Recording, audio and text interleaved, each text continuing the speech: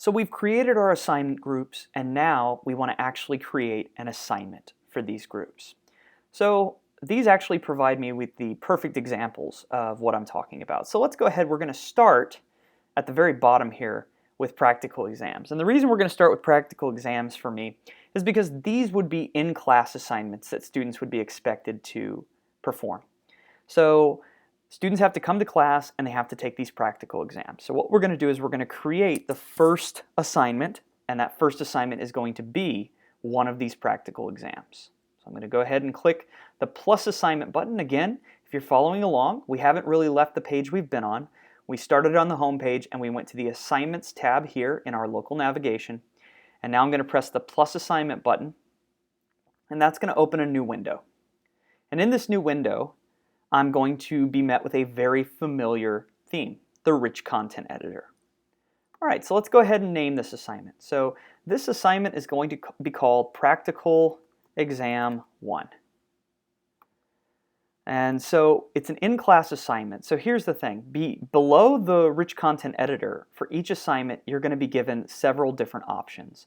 You're going to be given point value, what group that assignment belongs to, how to display that grade.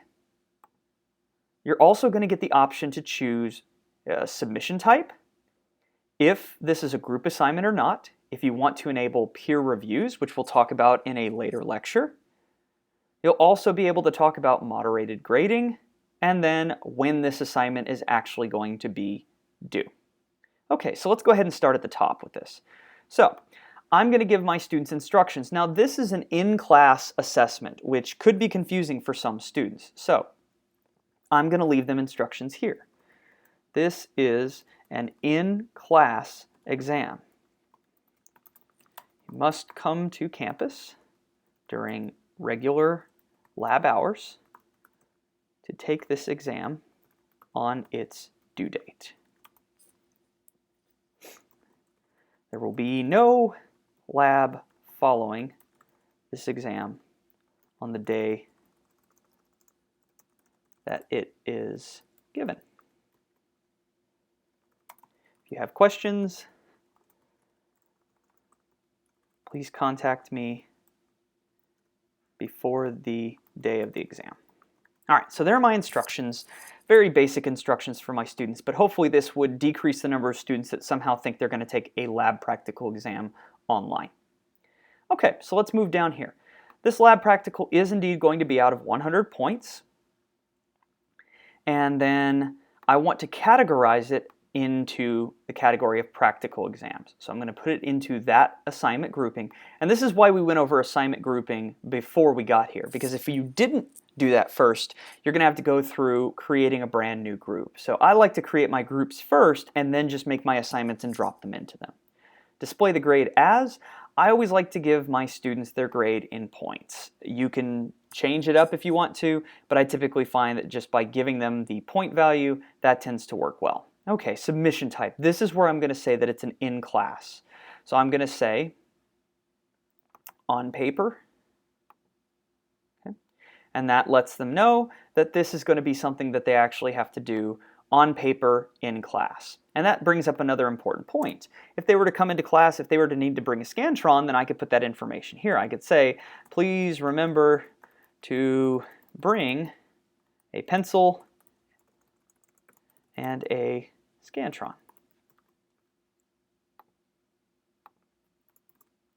All right. Okay, so I've set that up. It's not a group assignment.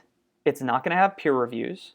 It is not going to have a moderator, and I'm going to assign it to everyone in the class. We haven't talked about groups yet. We will talk about them a little later, but we haven't talked about them right now.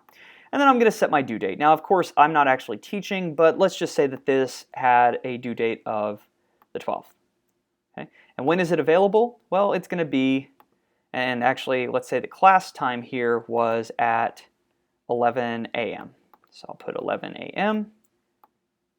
Done for my due date. When is it available? Well, I'm going to put it available just on that day. So it's going to be August 12th.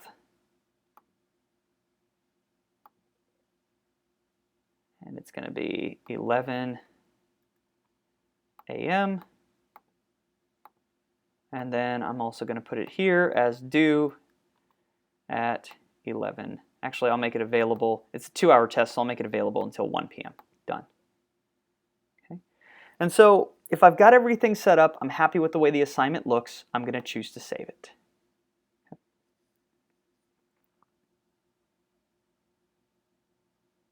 Oops, I forgot to change this here to August 12th. So let me move over. There we go. Okay, sorry about that. Okay, so there I go. I've set the time frame for my assignment. And now we're going to go back over here. We've got this assignment. It's ready to be published, so I'm going to publish it. Okay. And now when I come to my assignments tab, in the groups, I'm going to see that that has been added to that group.